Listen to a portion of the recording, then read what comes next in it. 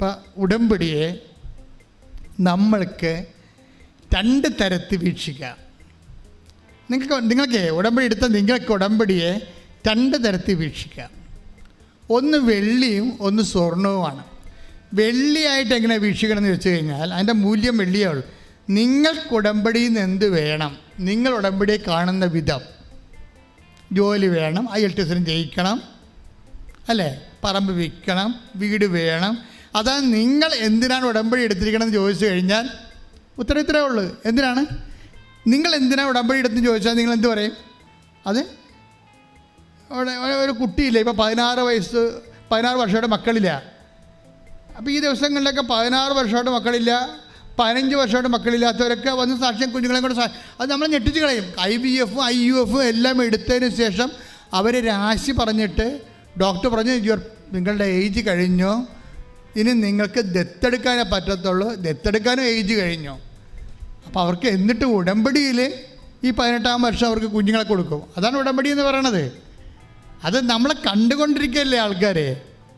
അത് നമ്മൾ എല്ലാ ദിവസവും കണ്ടിരിക്കുക, എല്ലാ വല്ലപ്പം കാണുന്നതല്ലേ, എല്ലാ ദിവസവും ജനങ്ങൾ ഉടമ്പടി അനുഭവങ്ങൾ പറഞ്ഞുകൊണ്ടിരിക്കുകയല്ലേ. അപ്പോൾ പക്ഷേ നിങ്ങൾ ചെയ്യേണ്ട കാര്യം, ഉടമ്പടിക്ക് 2 വീക്ഷണങ്ങളുണ്ട്. ഒന്ന് ഒരു സിൽവർ ലൈനിലുള്ള ഒരു നിങ്ങൾ ഉടമ്പടിയെ കാണുന്നത് എന്തിനാണ് ഉടമ്പടി എടുത്തെന്ന് ചോദിക്കുമ്പോൾ ജോലി കിട്ടാൻ, കല്യാണം കഴിക്കാൻ, അല്ലെങ്കിൽ വസ്തു വിൽക്കാൻ, വസ്തു മേടിക്കാൻ, എന്തെങ്കിലുമായിരിക്കും നിങ്ങൾ പറയണത്. പക്ഷേ ഇനി വേറെ ഒരു ഗോൾഡൻ ലൈനുണ്ട്, ഒരു ഗോൾഡൻ വെർഷനുണ്ട്. അതെന്താണ്? ഈ ഉടമ്പടി കൊണ്ട് ദൈവം എന്ത് ഉദ്ദേശിക്കുന്നു? മനസ്സിലായില്ലേ? അവിടെയാണ് പിടുത്തയിരിക്കണത്. ഈ ഉടമ്പടി കൊണ്ട് നിങ്ങളെന്ത് ഉദ്ദേശിക്കുന്നു എന്നുള്ളത് സിൽവറാണ്. പക്ഷെ അതേസമയത്ത് നമ്മൾ ചിന്തിക്കേണ്ടത്, ധ്യാനിക്കേണ്ടത് ഈ ഉടമ്പടി കൊണ്ട് ദൈവം എന്ത് ഉദ്ദേശിക്കുന്നു. ദൈവം എന്താണ് ഉദ്ദേശിക്കുന്നത്?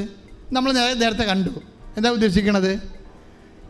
ദൈവസ്നേഹം നിങ്ങളിൽ പൂർണ്ണമാകണം. അതാണ് ഉദ്ദേശിക്കുന്നത്. വായിച്ചില്ലേ നമ്മൾ?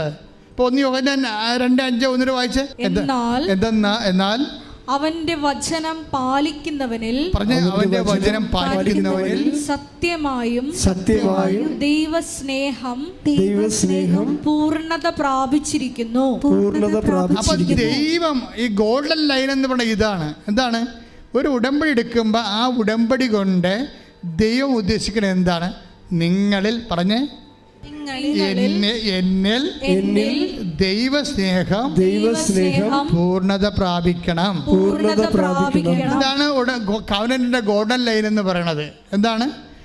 ഈ ഉടമ്പടി എടുക്കുന്ന വ്യക്തി എന്ത് ചെയ്യണം എന്നാ പറയണത്?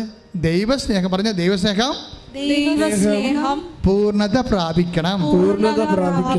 അപ്പോഴേ എല്ലാവർക്കും ദൈവസ്നേഹം ഉണ്ട്. പക്ഷെ ഉടമ്പടിക്കാരിൽ നിന്ന് സാധാരണയായിട്ടുള്ള ദൈവസ്നേഹമല്ല ഉദ്ദേശിക്കണത്. എന്താ? മേത്തരം ദൈവസ്നേഹമാണ് ഉദ്ദേശിക്കുന്നത്. എന്താണ്? പൂർണ്ണത പ്രാപിച്ച ദൈവസ്നേഹമാണ്. ഉടമ്പടി ഒരു ജീവിത രീതിയാണെന്ന് പറയുന്നത് അവിടെയാണ്. ഇങ്ങനെയാണെങ്കിൽ എന്ത് ചെയ്യണം? ഇപ്പം ദൈവസ്നേഹം പൂർണ്ണത പ്രാപിക്കുന്നതാണ് ദൈവത്തിൻ്റെ ഉദ്ദേശമെങ്കിൽ ഒന്ന് പറഞ്ഞേ, ദൈവസ്നേഹം ഞങ്ങളിൽ പൂർണ്ണത പ്രാപിക്കുന്നതാണ് ദൈവത്തിന്റെ ഉദ്ദേശമെങ്കിൽ ആ ദൈവസ്നേഹം ഞങ്ങളിൽ പൂർണ്ണത പ്രാപിക്കാൻ ഞങ്ങൾ എന്ത് ചെയ്യണം?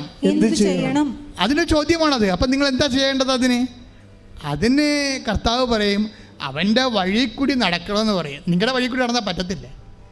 എല്ലാവരും അവരവരുടെ വഴി കൂടിയല്ല നടക്കണത്. അവൻ്റെ വഴി കൂടി നടക്കാൻ. താഴത്ത് വായിച്ചേ, 1 യോഹന്നാൻ 2:6 വായിച്ചേ.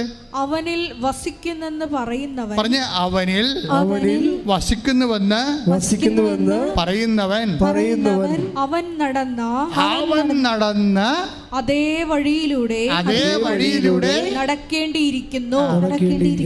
ഉടമ്പടി എന്ന് പറയുന്നത് എന്താണ്? ദൈവസ്നേഹം പൂർണ്ണമാക്കാൻ വേണ്ടിയുള്ള ദൈവിക പദ്ധതിയാണ്. ദൈവസ്നേഹം എങ്ങനെ പൂർണ്ണമാകും? അത് അവൻ നടന്ന അതേ വഴിയിലൂടെ നടക്കണം. അവൻ നടന്ന വഴിയിലൂടെയാണ് പ്രിൻസ് നടക്കണം. ഇപ്പം ഉള്ള വീടും പോയില്ലേ, വഴിയാധാരമായില്ലേ? അവൻ നടന്ന വഴി, അവന് വീടില്ലല്ല, കിടക്കണം കണ്ടില്ലേ? അവൻ നടന്ന വഴിയിലൂടെ ഉടമ്പടിക്കാരൻ നടക്കണം കണ്ടില്ലേ? അവൻ നടന്ന അതേ വഴി. നിങ്ങൾ ഓർക്കണം, ഉടമ്പടി എടുക്കുമ്പോൾ ചിലർക്ക് അവൻ നടന്ന അതേ വഴിയിലൂടെ അവനെ പെട്ടെന്ന് നടത്തും നിങ്ങളെ. ഇതുകൊണ്ട് തീർന്നില്ല. പെൻസും ഭാര്യയും കൂടി ബാങ്കിൽ ചെല്ലുമ്പോൾ പറയും, നിങ്ങൾക്ക് പുതിയ വീട് കണ്ടുപിടിച്ചവർ, പക്ഷേ കൈ കാശില്ല, ബാങ്കിൽ ലോൺ എടുക്കാമെന്ന് പറഞ്ഞ് ചെല്ലുമ്പോൾ ബാങ്കുകാരൻ പറയും, നിങ്ങളുടെ പ്രദേശത്തല്ലേ 28 ഉരുള് പൊട്ടിയത്, അവിടെ എന്തുറപ്പിന് ഞങ്ങൾ ലോൺ തന്നാൽ നിങ്ങളെങ്ങനെ റീഫണ്ട് ചെയ്യും, ആ സ്ഥലത്ത് ലോൺ തരികയെന്ന് പറയും. പിന്നെ എന്ത് ചെയ്യും? തീർന്നില്ലേ? അവൻ നടന്ന അതേ വഴി. അവൻ വഴിയാധാരം കണ്ടില്ലേ, വീടുമില്ല, കുടിയുമില്ല, ഭാര്യയും കുഞ്ഞുങ്ങളെയും കൊണ്ട് ഇറങ്ങുകയാണ്. അവൻ നടന്ന, കർത്താവ് നടന്ന അതേ വഴിയിലൂടെ നടക്കണം. വൈഫ് എന്ത് ചെയ്യും? സൗഭാഗ്യ ഇടിപെട്ടാണ്. ഇങ്ങനെയൊന്നും കൊണ്ട് അവൾ കുലുങ്ങത്തില്ല. അവളാണ് ഇപ്പോഴാണ്, നേരത്തെ ഞാൻ പറഞ്ഞു പോയെന്നേ ഉള്ളൂ, ഇപ്പോഴാണ് ബാങ്കുകാരൻ ലോൺ നിഷേധിച്ചപ്പോഴാണ് അവൾ ഒരു തീരുമാനം എടുത്തത്. എന്താണ്? പ്രത്യക്ഷയുടെ പ്രാർത്ഥന 53 പ്രാവശ്യം ചെല്ലാമെന്ന്. വിടത്തില്ല, വിടാതെ ഇരുന്ന് 53 പ്രാവശ്യം ചെല്ലുമ്പോൾ വേറൊരു വീടിനെ, അവർ കണ്ടുവച്ച വീടിനെ ആ വീട് തന്നെ വെച്ചോണ്ട് ഈടാക്കിക്കൊണ്ട് ബാങ്കുകാരൻ ലോൺ അനുവദിക്കും. ശ്രുതികട്ടെ ഹല്ലേലൂയ.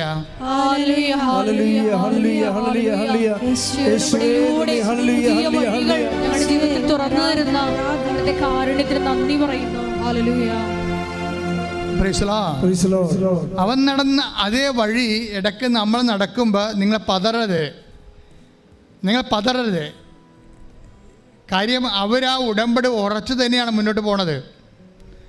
അവർ ഉടമ്പടി ഉറച്ചു നിന്ന് പോകുമ്പോൾ ഇതിനിടക്ക് ഈ ഒരു വീട് കിട്ടിക്കഴിഞ്ഞ് എന്താണ്, അമ്മയോട് പറഞ്ഞില്ലായിരുന്നോ എന്താ വേണ്ടത്? എൻ്റെ അപ്പനെയും അമ്മനെയും എന്നെയും എൻ്റെ ഭാര്യയെയും കുഞ്ഞിനെയും സംരക്ഷിക്കണം. സംരക്ഷിച്ചല്ലേ? ഉറപ്പല്ലേ? കോണി കാണിച്ചു കൊടുത്ത് സംരക്ഷിച്ച് അവിടെ നിന്ന് രക്ഷപ്പെടുത്തിക്കൊണ്ട് പോകുന്നില്ലേ? അതുറപ്പല്ലേ? രണ്ടാമതായത് ചെയ്ത് ഞങ്ങൾക്കൊരു വീട് വേണം. വീട് വേണമെങ്കിൽ ഇവിടുന്ന് ഇറങ്ങണ്ടേ? ഇത് അപകട മേഖലയാണ്. ഇവിടെ ബാങ്കിൽ നിന്ന് ലോൺ എടുത്ത് പുതിയ വീട് വെച്ചാൽ ഇന്നലെ നാളെ പിന്നെ ഉരുള് പൊട്ടും. അതുകൊണ്ട് അമ്മയ്ക്ക് ഇവനെ ഇവിടുന്ന് കൊണ്ടുപോകണം. അതിനാണ് ഈ പ്രശ്നം ഉണ്ടാക്കിയിരിക്കണം മുഴുവനും. അങ്ങനെ അപ്പനെയും അമ്മനെയും കുഞ്ഞിനെയും എല്ലാം ഇവിടുന്ന് പറിച്ചുകൊണ്ട് വേറെ സ്ഥലത്ത് കൊണ്ടുപോയി ഉടമ്പടി പ്രകാരം അവരെ റീഇൻസ്റ്റേറ്റ് ചെയ്യും. കൈയടിച്ച് ശ്രദ്ധിക്കട്ടെ.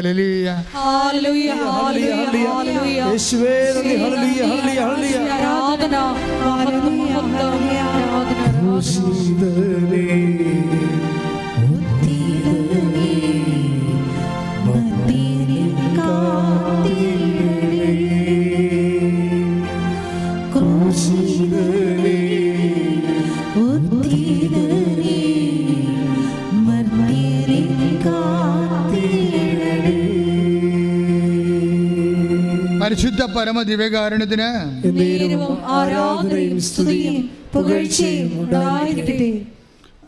അതായത് ഇനി ഇത് നമ്മൾ ഈ ദൈവത്തിൻ്റെ വഴികളിലൂടെ നടക്കുമ്പോൾ ദൈവസ്നേഹം നമ്മളിൽ പൂർണ്ണമാകുമ്പോൾ നമ്മൾ ദൈവത്തെ അറിയുകയാണ് ചെയ്യണത്. ഉടമ്പടി ചെയ്ത് കഴിയുമ്പോൾ ദൈവം ചെയ്യണ എന്താണ്? ദൈവത്തെ ഇത്രയും നാൾ നമ്മൾ അറിഞ്ഞത് ഒരു അറിവല്ല,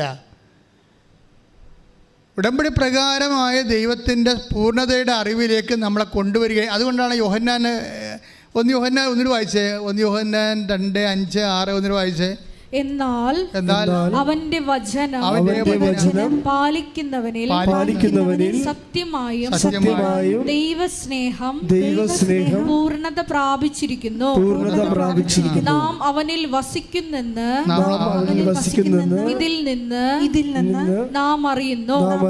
ഇതിനകത്ത് വരുന്നൊരു വിഷയം കണ്ടില്ലേ? നമ്മളെപ്പോഴും പറഞ്ഞുകൊണ്ടിരുന്നത് മുഴുവനും, ഞാനെപ്പോഴും പറയും ഇത് ബൈലാറ്ററലാണ്, ഉഭയകക്ഷിയാണെന്ന് വെച്ച് കഴിഞ്ഞാൽ ദൈവം ഇതിൻ്റെ 2 സംഭവമാണ്. ഇപ്പം നമ്മൾ ദൈവസ്നേഹം നമ്മളിൽ നമ്മുടെ സങ്കടങ്ങളിലും ക്ലേശങ്ങളിലും വിശ്വാസം കളയാതെ നമ്മൾ വിശ്വാസം വർദ്ധിപ്പിച്ചുകൊണ്ട് നമ്മൾ മുന്നോട്ട് പോകുമ്പോൾ എന്താ സംഭവിക്കണത്? നമ്മൾ അവനെ അറിയുന്നു. പിന്നെ എന്താണ്? നമ്മൾ അവനിൽ വസിക്കുന്നു. മനസ്സിലായില്ലേ?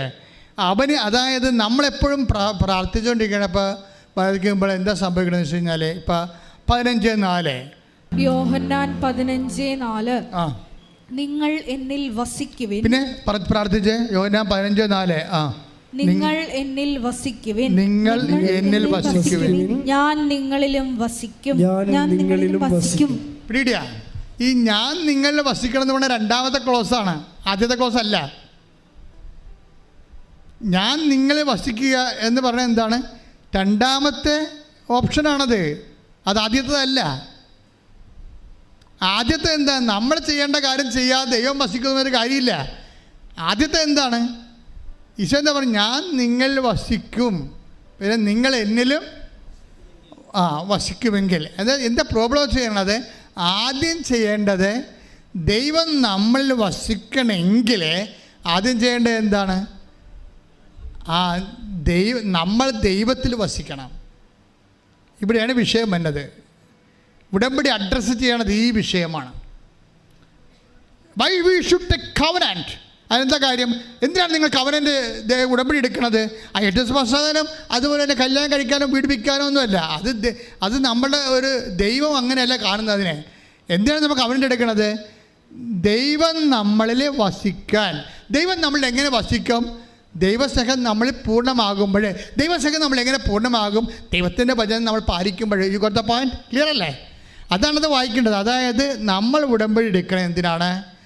ദൈവത്തിൻ്റെ വചനങ്ങൾ നമ്മൾ പാലിക്കാൻ. എന്തിനാണ് നമ്മൾ ദൈവത്തിൻ്റെ വചനങ്ങൾ പാലിച്ച് ജീവിക്കണത്?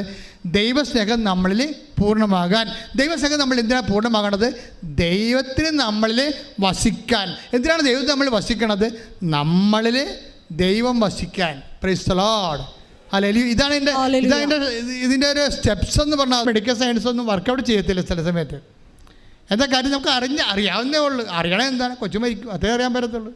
എത്ര നിങ്ങൾ പഠിച്ചാലും മാക്സിമം അറിയാൻ പറഞ്ഞത് എന്താണ്? ഈ മരുന്ന് പിടിച്ചില്ലെങ്കിൽ കൊച്ചു മരിക്കും. അതാണ് മാക്സിമം അറിയാവുന്നത്. അതുകൊണ്ട് പൗലോസ് പറയണത് അറിയാമെന്ന് പറയുന്നവനൊരു ചുക്കും അറിയാൻ പറ്റുന്നു. അറിയാമെന്ന് വിചാരിക്കുന്നവൻ. വല്ലാണ്ട് അഹങ്കാരം പറയണത് അറിവാണല്ല. അറിവ് അഹങ്കാരം ജനിപ്പിക്കുമെന്ന് പൗലോസ് പറഞ്ഞിട്ടുണ്ട്. പിന്നെ അറിവുള്ളവന് അറിയേണ്ടത് അറിയണില്ലെന്നും പൗലോസ് പറഞ്ഞു. പൗലോസാണിതെല്ലാം എല്ലാത്തിനും ജാക്കി വെച്ചിരിക്കണ പൗലോസാണ്. എന്ന് വെച്ച് കഴിഞ്ഞാൽ എല്ലാ അഹങ്കാരങ്ങളുടെ എല്ലാ തലക്കൊയ്മയ്ക്കും പാടാണ്. അത് ചെയ്താൽ ബാക്കിയെല്ലാം ചെയ്യാൻ പറ്റും. അതാണ് ഇതിൻ്റെ ഒരു ക്യൂൻ ഓഫ് മിഷൻ എന്ന് പറഞ്ഞത്. അതാണ് അത് ചെയ്ത പത്രത്തിൻ്റെ പക്ഷേ പ്രവർത്തനത്തിലൂടെയാണല്ലോ വിശ്വാസ കൈമാറ്റം കർത്താവിനെ പരിചയപ്പെടുത്തി കൊടുക്കണത്. അതല്ല ഏറ്റവും വലിയ മിഷൻ. ആരെ ജ്ഞാനസ്നാനപ്പെടുത്താനോ മതപരിവർത്തനം ചെയ്യാനല്ല. ദൈവം ലോകം അറിയേണ്ട ഒരാളാണ് ക്രിസ്തു. കാര്യം ക്രിസ്തു എല്ലാവർക്കും ആശ്വാസത്തിനും സൗഖ്യത്തിനും ആത്മരക്ഷയ്ക്കും വേണ്ടി ദൈവത്തിൻ്റെ സംവിധാനമാണ്. അത് നമ്മൾ മനസ്സിലാക്കാനും ആശ്വാസം പ്രാപിക്കാനും എല്ലാവർക്കും അവകാശമുണ്ട്. ആ എല്ലാവരുടെയും അവകാശങ്ങളെ മാനിച്ചുകൊണ്ടാണ് ക്രിസ്തു കൈമാറ്റം നടക്കുന്നത്. ശ്രുതികട ഹല്ലേലൂയ.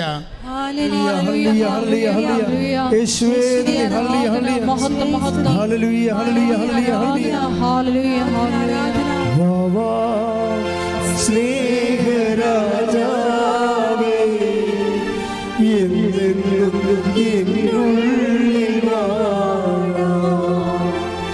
വാവാ സ്നേഹത്തിൻ പൂനിലാവേ എന്നുള്ളിൽ വെളിച്ചോവേക വാവാ സ്നേഹരാജാവേ എന്നെന്നും എന്നുള്ളിൽ വാവാ സ്നേഹത്തിൻ പൂനിലാവേ എന്നുള്ളിൽ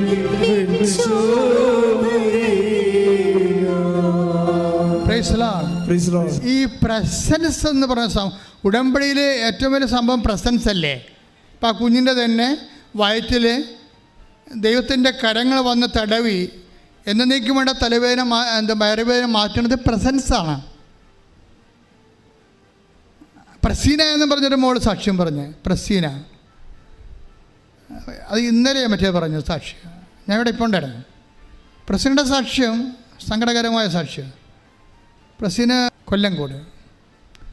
അപ്പോൾ പ്രസീനയുടെ വിഷയം, പ്രസീനയുടെ അപ്പൻ മരിച്ചുപോയി.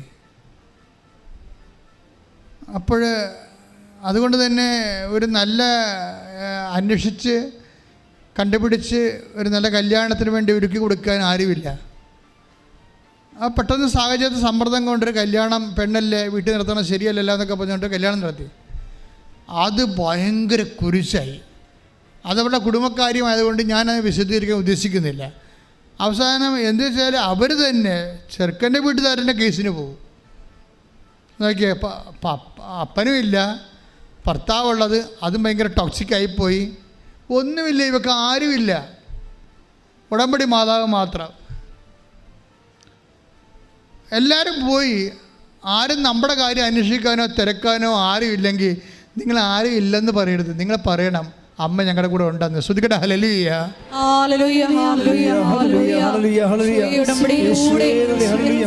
സഞ്ചരിക്കുന്ന അമ്മയുടെ വാത്സല്യത്തിന് നന്ദി പറയാം.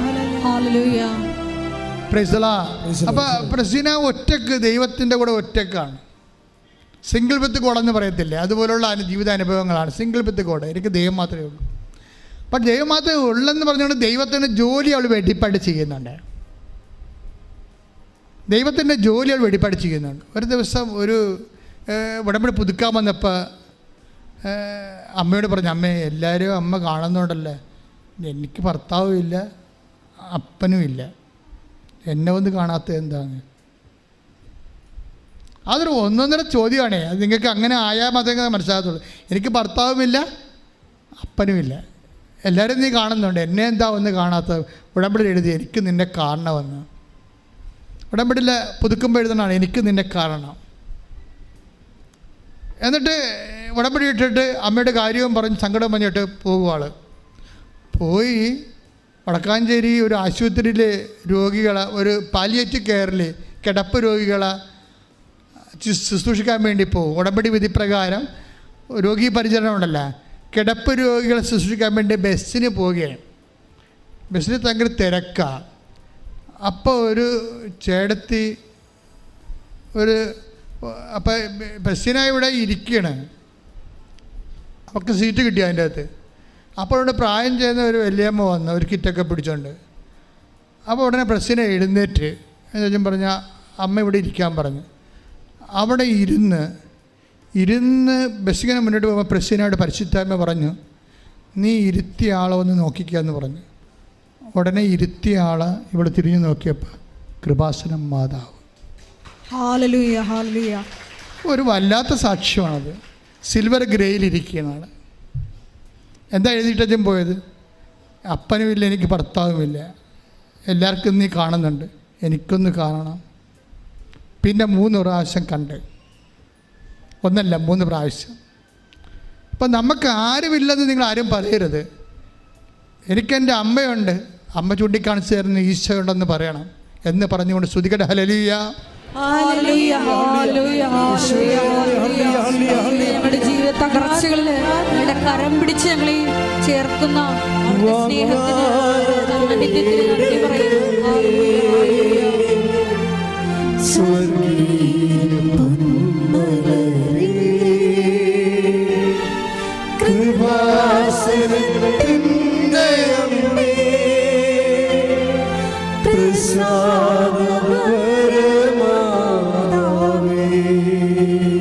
പരിശുദ്ധ പരമദിവ്യകാരുണ്യത്തിന് ആരാധനയും സ്തുതിയും പുകഴ്ചയും ഉണ്ടായിരിക്കട്ടെ. പരിശുദ്ധ പരമദിവ്യകാരുണ്യത്തിന് ആരാധനയും സ്തുതിയും പുകഴ്ചയും ഉണ്ടായിരിക്കട്ടെ. അപ്പോൾ ഇതുപോലെയുള്ള വഴികളിലൂടെ പോകുമ്പോൾ ഇപ്പം പ്രസീനായും കോടതി കേസാണ്. 7 കൊല്ലമായിട്ട് കേസ് പറയുകയാണ്.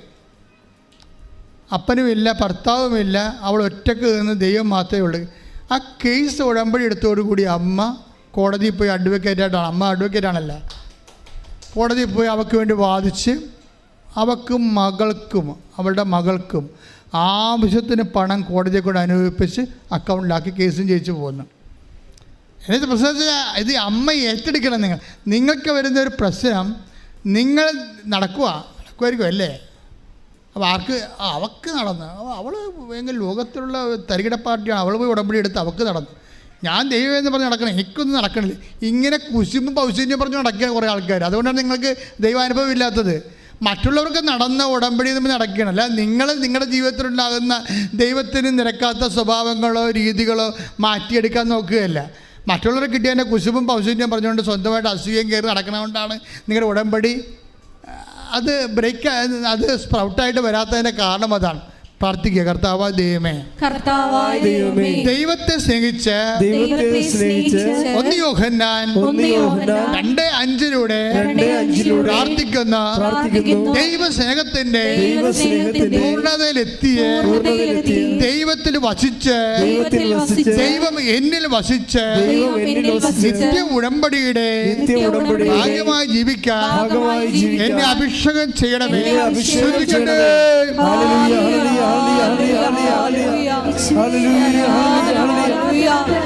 നിത്യതയോളം നിങ്ങളുടെ വചനം പാലിച്ച് മുന്നേറുവാൻ ഈ ആരാധനയിലൂടെ ഞങ്ങളെ അഭിഷേകം ചെയ്യണമേ.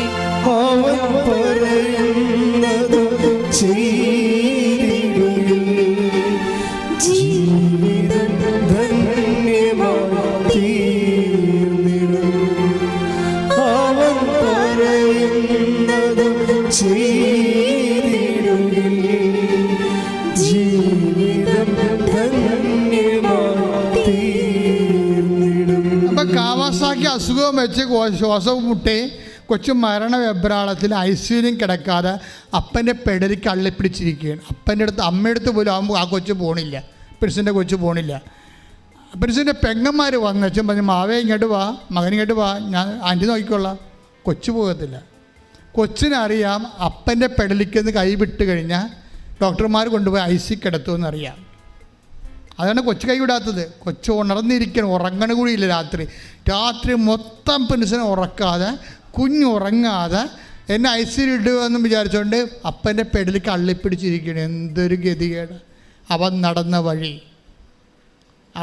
അവനെ മുഴുവനും ഉറങ്ങാതെ നിന്നില്ലേ ഒരു രാത്രി.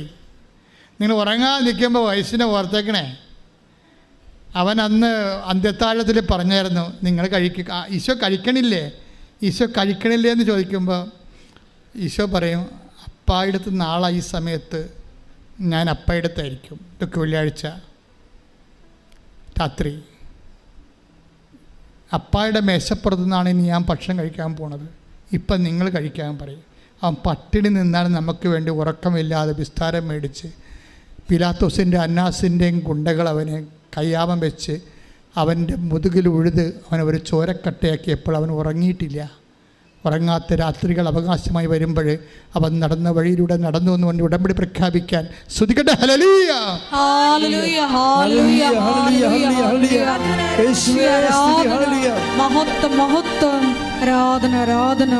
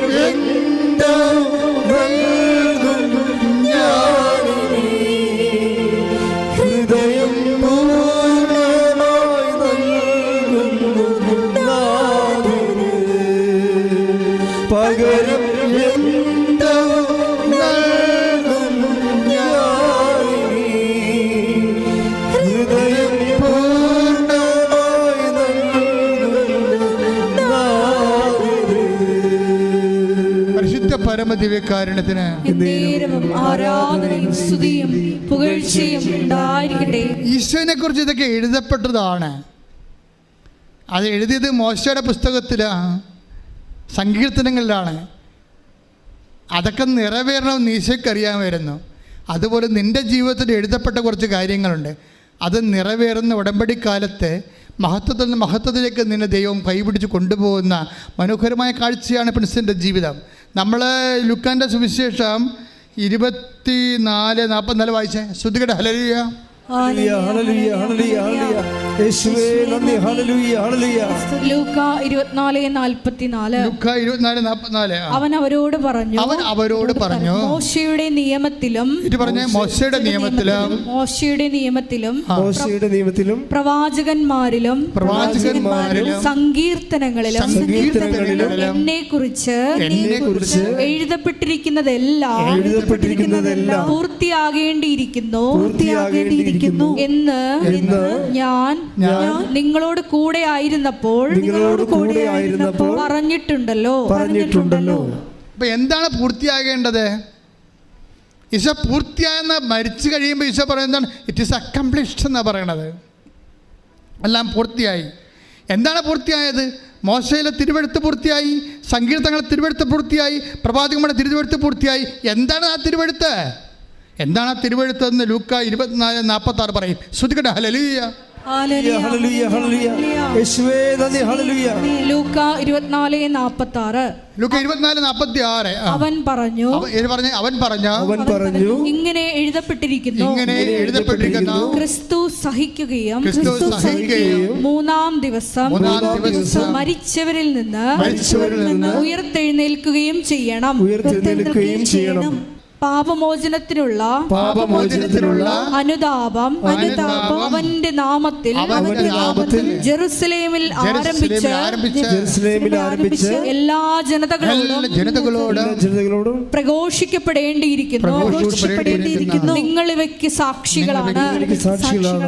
അപ്പൊ നിങ്ങൾ ഇവയ്ക്ക് സാക്ഷികളാണ്. ഞങ്ങൾ എന്താണ് ചെയ്യേണ്ടത് എന്ന് ചോദിച്ചാൽ അവൻ പറയണ പോലെയാണ് ചെയ്യേണ്ടത്. അവൻ പറയണ എന്താണെന്ന് ചോദിച്ചു കഴിഞ്ഞാൽ ദൈവത്തിൻ്റെ വചനം പാലിച്ചുകൊണ്ട് ദൈവത്തിൻ്റെ സ്നേഹത്തെ പൂർണ്ണമാകുകയാണെങ്കിൽ ആ ദൈവസ്നേഹത്തിൻ്റെ സാക്ഷിയാക്കുന്നതാണ് ഉടമ്പടി. ശ്രുതികട ഹല്ലേലൂയ.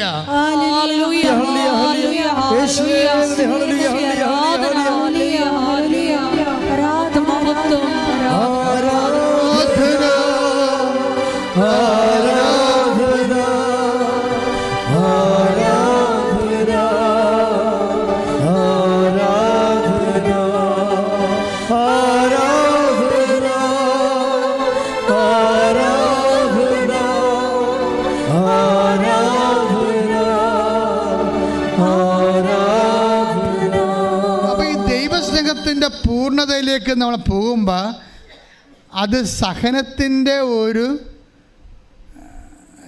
ചോര ചവിട്ടിക്കൊണ്ടാണ് പോണത്. അതെപ്പോഴും ഓർത്തേക്ക്. എന്തെങ്കിലും സഹനം വരുമ്പോൾ നിങ്ങൾ ഉടനെ മോങ്ങരുത്. ഓ, ഞാൻ ഉടമ്പടി എടുത്തല്ല, എനിക്ക് എന്തിനും സഹനം വന്നില്ല. അല്ല, അത് ഉടമ്പടി എടുക്കാത്തവർക്ക് വരുന്ന സഹനം പോലല്ല, ഉടമ്പടി എടുക്കുന്നവർക്ക് വരുന്ന സഹനങ്ങൾ. ആ സഹനം എന്താണ്? അവർ ദൈവസ്നേഹത്തിൻ്റെ പൂർണ്ണതയിലേക്ക് പ്രവേശിച്ചു കൊണ്ടിരിക്കുകയാണ്. ഈ തിരിച്ചറിവ് ഉണ്ടാകണം. ഇത് അറിവല്ല, തിരിച്ചറിവാണ്. ഉടമ്പടി എടുക്കാത്തവർക്ക് സഹനമുണ്ട്, നമുക്കും സഹനമുണ്ട്. പക്ഷേ നമ്മുടെ സഹനം എന്താണ്? അത് കർത്താവിൻ്റെ വചനത്തിൽ എഴുതിയിരിക്കുന്നത് എന്താണ്? 24:46 ക്രിസ്തു സഹിക്കുന്നതും മൂന്നാം ദിവസം ഉയർത്തെഴുന്നേൽക്കുന്നതും ചെയ്യണമെന്നുള്ളത് തിരുവെഴുത്തിൻ്റെ പൂർത്തീകരണമാണ്. അപ്പോൾ നമ്മളെ സംബന്ധിച്ചുള്ള ദൈവത്തിൻ്റെ ഹിതം, ഇപ്പം നമ്മുടെ ഹിതം നിറവേറുക, വീട് വേണം, അതുപോലെ തന്നെ കുഞ്ഞുങ്ങൾ വിദേശത്ത് പോകണം, അത് നമ്മുടെ ഹിതം. അത് ഉടമ്പടി നമ്മൾ കാണുന്ന വീക്ഷണമാണ്. ദൈവം കാണുന്നൊരു വീക്ഷണമുണ്ട്. എന്താണ്? നീ ദൈവസ്നേഹത്തിൽ നിറയണം, അതിന് സഹനത്തിൻ്റെ വഴികളിലൂടെ പോകണം, ദൈവസ്നേഹം പൂർണ്ണമാകണം, അങ്ങനെ നിന്റെ ആത്മാവ് മഹത്വപ്പെടണം, നിത്യം നിനക്ക് അവകാശമാക്കണം. കൈയടിച്ച് ശ്രദ്ധിക്കട്ടെ.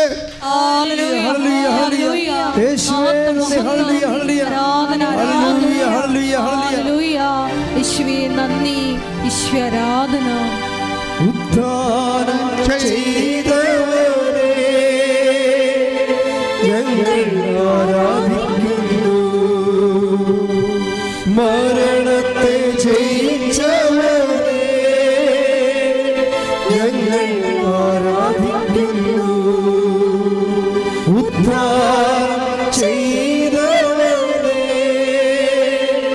ഞങ്ങൾ ആരാധിക്കുന്നു, മരണത്തെ ജയിച്ചവനെ ഞങ്ങൾ ആരാധിക്കുന്നു. പരിശുദ്ധ പരമദിവ്യകാരുണ്യത്തിന് ആരാധനയും സ്തുതിയും പുകഴ്ചയും ഉണ്ടായിരിക്കട്ടെ. പതറരുത്, പതറാതെ ഈ കുഞ്ഞ് പ്രിൻസിൻ്റെ പെടലിക്കൊന്നും മാറാതെ അപ്പ ഇട്ടും പോയി എന്നെ ഐസിലാക്കി ഞാൻ അവിടെ കിടന്ന് ചത്തുപോകുന്ന കുഞ്ഞ് പേടിച്ചിട്ട് അപ്പ എൻ്റെ പെടലിക്ക് ഇങ്ങനെ അമുങ്ങി പിടിച്ചുകൊണ്ടിരിക്കുന്ന സമയത്ത് പ്രിൻസ് കരഞ്ഞുകൊണ്ട് പ്രാർത്ഥിക്കും. എന്താ പറയണത്? ഞാൻ ആശുപത്രി ഐസിയുലല്ല അമ്മേ, ഞാൻ ആലപ്പുഴ കൃപാസനത്തിൽ അമ്മയുടെ മുമ്പിലാണ്. ഞാൻ അമ്മയുടെ മുമ്പിൽ നിന്നുകൊണ്ട് പ്രാർത്ഥിക്കുകയാണ്. ഇനി ഒരു ഇഞ്ചക്ഷൻ എടുത്താൽ കൊച്ച് അങ്ങോട്ടോ ഇങ്ങോട്ടോ ആകാം എന്നാണ് ഡോക്ടർ പറഞ്ഞത്. അപ്പം അതുകൊണ്ട് ലാസ്റ്റ് ഓപ്ഷനാണ്. അവൻ കരഞ്ഞുകൊണ്ട് പറയും, ഞാൻ കരയണത് കൃപാസനത്തിൽ പ്രത്യക്ഷപ്പെട്ട അമ്മയുടെ മുമ്പിൽ ഞാൻ ആലപ്പുഴ വന്ന് അമ്മയുടെ മുമ്പിൽ നിന്നുകൊണ്ടാണ് ഞാൻ കരഞ്ഞ് പറയണ ഈ കുഞ്ഞിൻ്റെ പ്രാണന് വേണ്ടി എന്ന് പറഞ്ഞുകൊണ്ട് അവൻ ഡോക്ടറോട് പറയും ഇഞ്ചക്ഷൻ എടുക്കാൻ പറയും.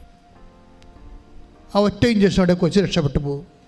ഹല്ലേലൂയ, ഹല്ലേലൂയ, ഹല്ലേലൂയ. അതാണ്, അതായത് ക്രിസ്തുവിൻ്റെ സഹനത്തിൽ പങ്കുചേരുകയാണ്.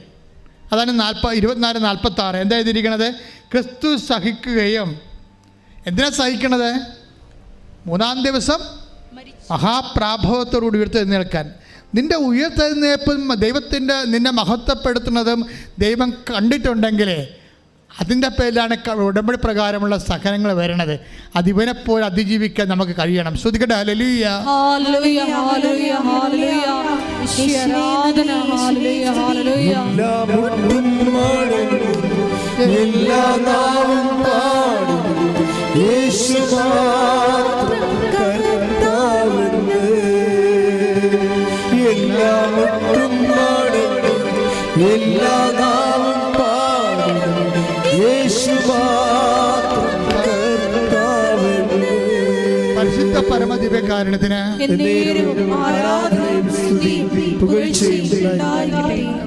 അതായത് പ്രത്യാശയും അതേസമയം തന്നെ പ്രയാസങ്ങൾ ഒരുമിച്ചാണ് ചില സമയത്ത് വരുന്നത്. ഇനിയിപ്പോൾ ഒരു പ്രത്യാശയുണ്ട്. പ്രിൻസിനും യൂറോപ്പിൽ പോകണം. പക്ഷേ പുള്ളിയുടെ ഒരു സ്വപ്നമാണ്, നടക്കത്തില്ലെന്ന് പുള്ളിക്കറിയാം. കാര്യം പുള്ളിക്ക് ഇംഗ്ലീഷ് വശമില്ല.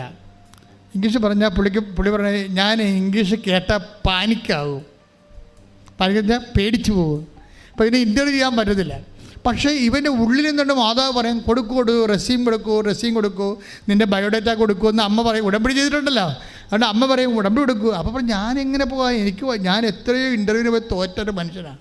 ഇവിടെ ചരിത്രമേ ഇപ്പം ഞാൻ പറഞ്ഞില്ലേ തോറ്റ ചരിത്രം കേട്ടിട്ടില്ല എന്ന് പറഞ്ഞു കഴിഞ്ഞാൽ പുള്ളി തോറ്റ ചരിത്രമേ ഉള്ളു പുള്ളിക്കും. അതുകൊണ്ട് ആ മേഖല കോൺഫിഡൻസ് ഇല്ല. എങ്കിലും പുള്ളി സ്വിറ്റ്സർലൻഡിലേക്ക് പോകാൻ വേണ്ടി അയർലൻഡിലേക്ക് പോകാൻ വേണ്ടി റെസ്യൂം കൊടുത്തു കഴിഞ്ഞപ്പോൾ ഇയാളെ ഒന്ന് സംസാരിച്ചത് പറഞ്ഞപ്പോൾ എൻ്റെ പ്രിൻസേ ഇത് 25 റെസ്യൂമുണ്ട് എൻ്റെ കയ്യിൽ, 25. ഇതിൻ്റെ ഇവരെങ്ങാനും കയറി സംസാരിച്ച ഇതിൻ്റെ 26ാമത്തെ സ്ഥലത്ത് പോലും നിന്നെ കൂട്ടാൻ കൊള്ളത്തില്ലെന്ന് പറഞ്ഞു. അപ്പോൾ ഇവൻ്റെ കോൺഫിഡൻസ് പോകും, ഏജൻറ്റ് നിന്നെ കോൺഫിഡൻസ് കളയും.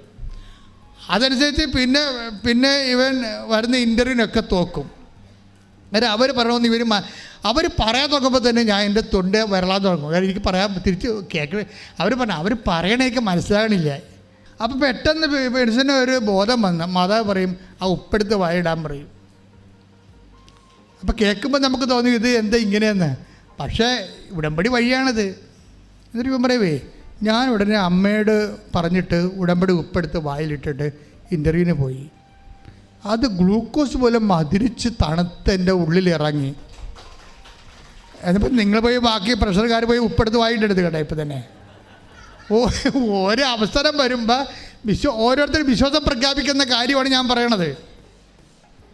അല്ലെങ്കിൽ ഞങ്ങളുടെ അമ്മ പ്രഷറായിരുന്നു, അച്ഛൻ പറഞ്ഞ് പ്രസംഗിച്ച് ഉപ്പ് വായിടാം, അതേ എടുത്ത് വായും പൊളിച്ച് കിടക്കണത്. അതുപോലെ കോടതി കേസിന് പോകരുത്. അപ്പോൾ ഓരോരുത്തരുടെ അനുഭവങ്ങൾ അവരവരുടെ പ്രത്യേകതയാണത്. ഞാൻ പറയുന്നത് അവരുടെ ആ ഓരോരുത്തരുടെ ദൈവം നയിക്കണ രീതി ചിലപ്പോൾ നിങ്ങളെ നയിക്കണ വേറെ രീതിയിലായിരിക്കും. അപ്പോൾ ഒരാളെ നമുക്ക് അതുപോലെ അങ്ങോട്ട് അനുകരിക്കാൻ പറ്റത്തില്ല. ഓരോരുത്തരുടെ വിശ്വാസത്തിൻ്റെ നിലവാരം അനുസരിച്ചുകൊണ്ട്. അപ്പോൾ ഇവനെ സംബന്ധിച്ച് ഇവന് സംസാരിക്കാൻ പറ്റത്തില്ല, പാനിക്കാകാനാണ് ഇവൻ്റെ പ്രശ്നം. അവർ പറഞ്ഞ കേൾക്കാത്തതാണോ അവൻ്റെ പ്രശ്നം. പക്ഷെ ഇത് കഴിഞ്ഞപ്പോൾ എന്താ പറയുക, അവൻ പറയണേ എനിക്കറിയാവുന്ന മാത്രമേ എന്നോട് ചോദിച്ചുള്ളൂ. അങ്ങനെ ഒരാളെ അമ്മ കൊണ്ടുവന്നെന്ന്. അതൊക്കെ ഭയങ്കര പരിപാടിയാണ് ഇതിന് നടക്കുന്നത്. അതായത് ഇവൻ്റെ ഗതികേട് അമ്മയ്ക്കറിയാം. ഇവൻ വാ പൊളിച്ച മറ്റുള്ളവർ അപ്പം തന്നെ ഇവനെ ഔട്ടാക്കും. പക്ഷേ ഇവൻ വിശ്വാസം പ്രഖ്യാപിക്കും, അമ്മയുടെ ഉപ്പെടുത്ത് വായിടും. കാര്യം ഞാനല്ല ഇനി ഞാൻ തോറ്റാൽ നീ തോറ്റ പോലെ ഇരിക്കും. കാര്യം ഞാൻ നിന്നെ വായിലിട്ടാണ് സംസാരിക്കണത്. അമ്മ എന്ത് ചെയ്ത്, അമ്മയ്ക്കത് അറിയാവുന്ന കാരണം അമ്മ എന്ത് ചെയ്ത് ഇവനെ അറിയാവുന്ന മാത്രം ചോദിക്കാൻ പറ്റിയ ഒരാളെ കൊണ്ടുവന്ന് സായിപ്പിനെ വെക്കും. സായിപ്പ് ഇവനെ അറിയാവുന്ന മാത്രം ചോദിക്കും. ഇവന് അതുപോലെ മണിമണി ഉത്തരം പറയും. നല്ല ധൈര്യത്തിന് അതുപോലെ ഞാൻ പാസ്സായി. അതായത് ഒരു മനുഷ്യൻ്റെ ജീവിതം നോക്കിയേ എങ്ങനെ കിടന്നൊരു മനുഷ്യനാണ് ഉടമ്പടി വഴി ഇന്ന് എവിടെ എത്തിയിരിക്കണം. ഇപ്പോൾ വൈഫും കയറിപ്പോവുകയാണ്, അവിടെ ജീവിതം അങ്ങനെ മാറിപ്പോവുകയാണ്. പക്ഷെ അവർ വന്ന ഉടമ്പടിയുടെ ആ വഴികൾ ഭയങ്കരമാണ്. ആ വഴികളിലൊക്കെ അവർ വിശ്വാസം പ്രഖ്യാപിച്ച് ക്രിസ്തു അവൻ നടന്ന വഴി എന്ന് പറയുന്നത് വല്ലാത്തൊരു വഴിയാണ്. അതല്ലേ പറയണത്, അവൻ നടന്ന വഴി. ചിലപ്പോൾ നടക്കേണ്ടി വരും. ആ ദൈവസ്നേഹത്തിൻ്റെ പൂർണ്ണലെത്തിക്കാൻ 1 യോഹന്നാൻ 2:6 അവൻ നടന്ന വഴിയിലൂടെ നടക്കണം. അവൻ നടന്ന വഴി എന്താണ്? അവൻ നടന്ന വഴി ലുക്ക 24:46 എന്താണ്? മിശിഹ ഇതെല്ലാം സഹിച്ച് മഹത്വത്തിലേക്ക് കയറേണ്ടത് ആവശ്യമായിരുന്നില്ല. സകലം എന്താണ്? ദൈവസ്നേഹത്തിൻ്റെ പൂർണ്ണത. അതിൻ്റെ ലക്ഷ്യം എന്താണ്? ദൈവമഹത്വം. അതിൻ്റെ ഫലം എന്താണ്? നിത്യത. കൈയടിച്ച് സ്തുതിക്കട്ടെ.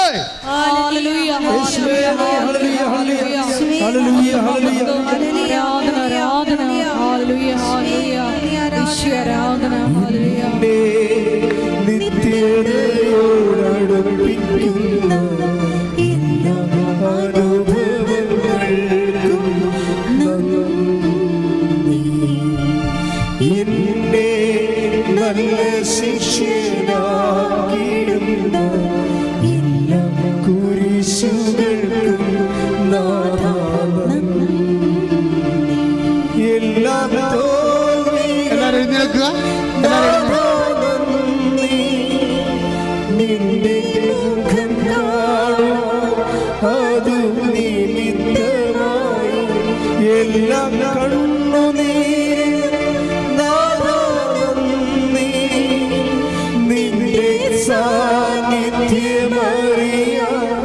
ഇടയായി എന്നെ നിത്യതയോ